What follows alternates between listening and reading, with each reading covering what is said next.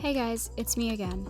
Shout out to MJ BizCon, the biggest cannabis conference happening in Las Vegas, December 2nd through the 5th. We're building out our manufacturing and distributing project, creating real opportunities for brands and operators to connect and grow. If you want to get involved, reach out and be a part of it. It's going to be the hot market area. All right, back to the show. Precious girl eating precious weed. Check out the bunny weeds. Oh, we're here at in Ohio at the Cannabis Business Summit. It's fantastic. Thank you, Lenny, for having us. We're always looking for fun, innovative things at these conferences. And as I'm cruising along here, I found my friend with some bunnies. Anybody knows me knows that I love rabbits. I have all kinds of metaphors and theories about rabbits. And he's over there, and I was trying to figure out if the bunny. Well, look at this one standing up. This one's not going to attack me like that Monty Python rabbit, like with the big teeth. Yeah.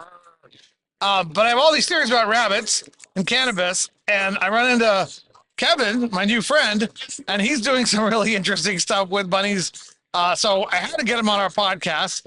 And so I just met Kevin. I just met his bunnies. He's got a whole bunch more bunnies over there. But we're going to find out what Kevin's doing with his bunnies. How are you doing, Kevin? I'm doing good. So what is happening with the bunnies here in cannabis? I brought them here to tell people the research I've been doing. I call it God's equation. God's equation. Yeah. I take cannabis and I put it back into the ecosystem with all God's other medicinal plants. Okay. I look at it as a standpoint of phytochemicals and phytocannabinoids produced by God that he put in plants and plants for animals to use. Right. We've become disconnected with our ecosystem, but bunnies are still living the way God intended them to be.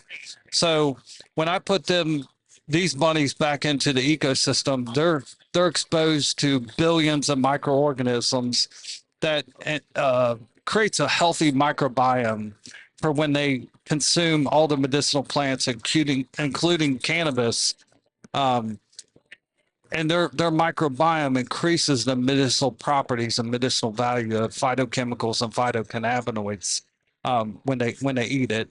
And then I take their manure, and you can either feed it back to cannabis or you can feed it back to a flowering plant, vegetable, or anything else. Okay. Before I think I caught what you're throwing down here. Is there anything that would make these bunnies bite me? Like squeeze them too hard or something? Like I just want to be careful because I have this terrible Monty Python big rabbit teeth thing, like eternal childhood fear thing. Just want to check on that. Okay, so we're gonna play with the bunny. But so basically, you have the bunnies eating the cannabis plant. Yeah. And then they're pooping it out. Yeah. And then you have like cannabis infused bunny poop. Yeah.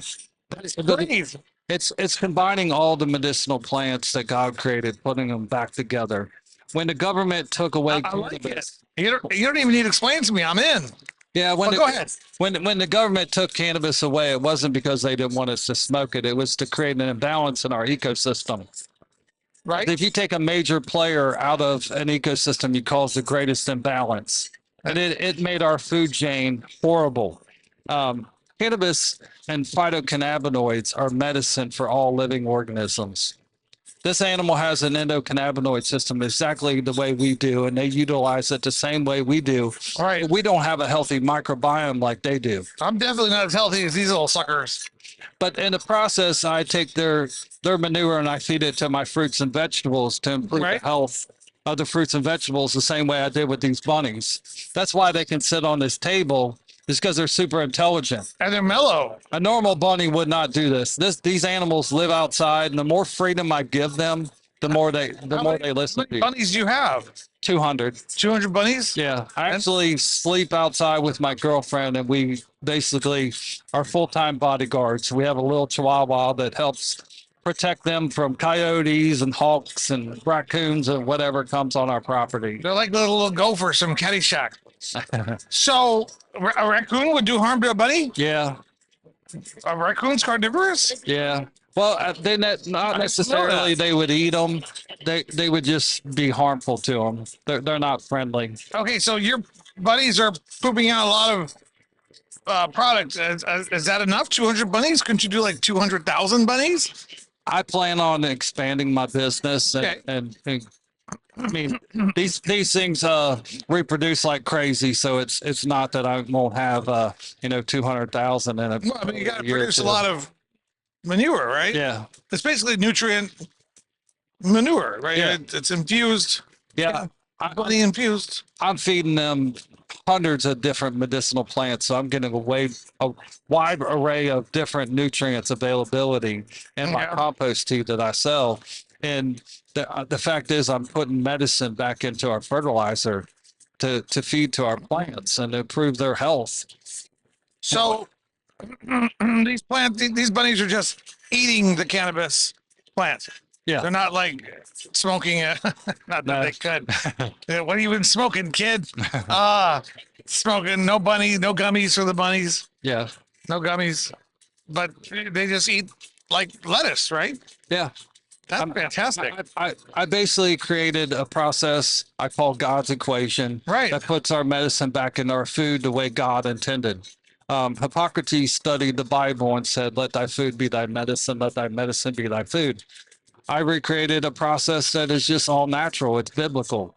But I'm not Jesus Christ. I don't, think I am, and I believe this animal is a very sacred animal, and they have a purpose because of the process that they do with their microbiome and how fast they can take a medicine and put it through their microbiome and come out and be readily available. Have for you a plant. noticed any unusual behaviors with any of the bunnies?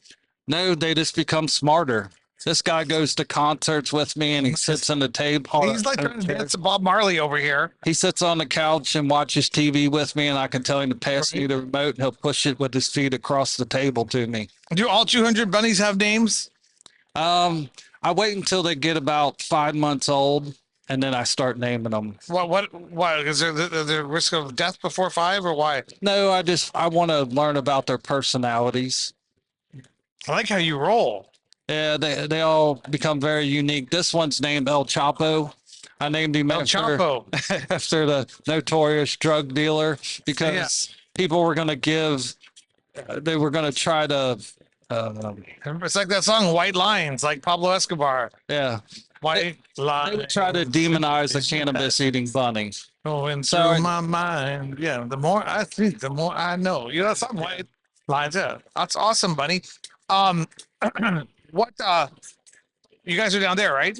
Yeah. How many bunnies did you bring with you? 7 bunnies. We call them magical cannabunnies. Bunnies have been synonymous with magic, and their magic that's true. it happens in their microbiome. They're a very unique creature. How did you start this? I stumbled upon it accidentally.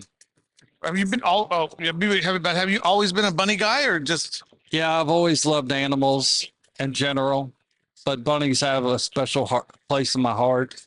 I'll tell you, I think these bunnies are the most mellow bunnies I've ever met. Yeah, they are. So, Their endocannabinoid system is healthy, and it helps them be in homeostasis. I have this theory that cannabis is still being studied, right? We're learning about it. I'm an ex-prosecutor. I was kind of a negative about cannabis, but I real quickly realized that there's a lot of people out there consuming. Touch the bunnies. There's a lot of people out there consuming cannabis for different therapeutical reasons, Yes. and it helps people to relax. Yeah. And it's such a simple concept, just like coffee helps people get all accelerated. Even like cocaine might help people get, all jazzed up. Yeah. Different people need different things to reach that balancing point, right? Yeah. But I was thinking about myself, somebody should run a test, and put like 100 bunnies in an acre like area. And I shouldn't say this because you love bunnies, but and then let 50 of them get high and 50 of them not get high, and then see what happens. Like put them through like competitive things, Yeah. like put a wolf in there and see who gets away and kind of stuff. But I probably shouldn't go in this direction, but because I think some people desperately need cannabis in order to reach that balance, and some people might even need something else to achieve that balance, and everybody should be entitled to that. You know what I'm saying? Yeah. And even a bunny. I believe in the circle of life. These bunnies are all free roaming. I have some that run my neighborhood that are pets of the kids that I teach kids these animals don't need to be put in a cage anymore.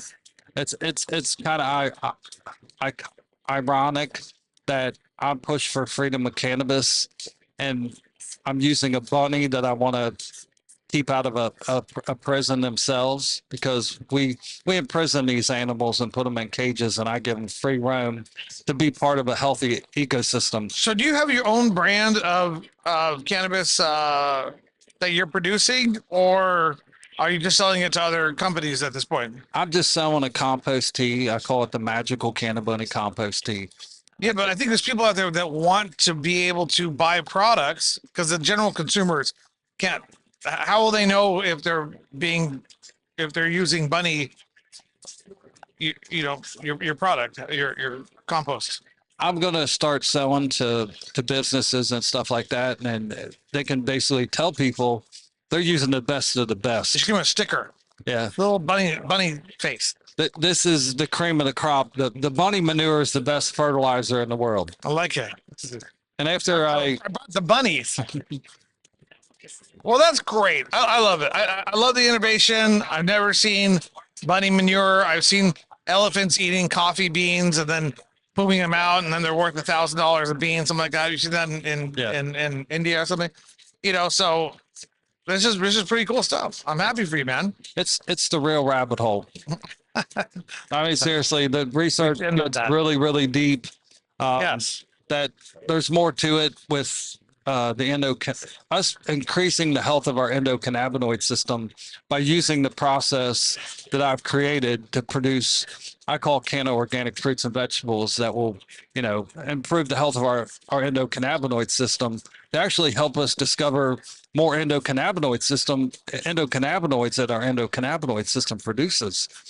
And actually incorporating this into understanding how we can improve our health genetically through the creation of life, because when a sperm and egg come together, there has to be endocannabinoids present for creation of life to even happen. Through the whole process of a child being born and created as a zygote and a fetus, there has to be endocannabinoids present. I love it. And then even when a child is born, a mother's breast milk contains endocannabinoids. So this research gets pretty deep. I've been all the way to Washington, D.C. and to Frankfort, Kentucky, and talking to governors and all kinds of representatives. So I'm pretty much in this for freedom of cannabis. I want people to be able to do what they want. We're not violating any animal rights laws or anything like that, right? This animal has an endocannabinoid similar to the same as we do. I like it. They are not using it in any psychoactive effects. If this animal eats cannabis, it is non-psychoactive. For us to get a psychoactive effect from cannabis, we either have to burn it or decarboxylize it. Do they have a particular favorite strain that they like to eat, or you just give them anything? They've eaten a lot of hemp. I have a friend who's from Bedford, Kentucky, and he supplies me with a little bit of hemp. And then I get some from other people from Ohio because I'm in Kentucky. I'm not legally allowed to grow it, but I'm allowed by the governor to feed cannabis on research This purposes. one's give me the stuff with 28% proof. This one's I'll take the 5 milligram, 1% THC over here. Give me the hemp. Everybody's different. Teach your own. Even little bunnies are different, right? I really think this one's going to eat me one day. All right. So this has been an unusual episode of Meat Unshackled. How do people get in touch with you, find out more about your activity, and can they visit the farm? Yeah, I have an upcoming event on October 19th to meet the Magical Cannabunnies at my house. And then I have a website that's themagicalcannabunny.com. I love this guy. This is what cannabis is all about. We need more people like you in the world. Thank you. This has been another episode of Meat Unshackled. Thank you for joining us. And thank you guys for being so mellow. I just have to pet the bunny. Oh my God, they're so cute. This one looks high. His eyes are red.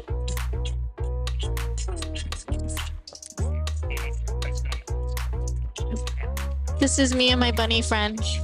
We eat a lot of weed and we get high and then we poop. He's so soft. Hi, baby. It's a girl. Hi, baby girl. Precious girl. Precious girl eating precious weed. Check out the bunny weeds. Okay. I just want to hold her forever. And that's been another episode of Mita Unshackled. Say bye. Hey guys, it's me again. Shout out to MJ BizCon, the biggest cannabis conference happening in Las Vegas, December 2nd through the 5th. We're building out our manufacturing and distributing project, creating real opportunities for brands and operators to connect and grow. If you want to get involved, reach out and be a part of it. It's going to be the hot market area.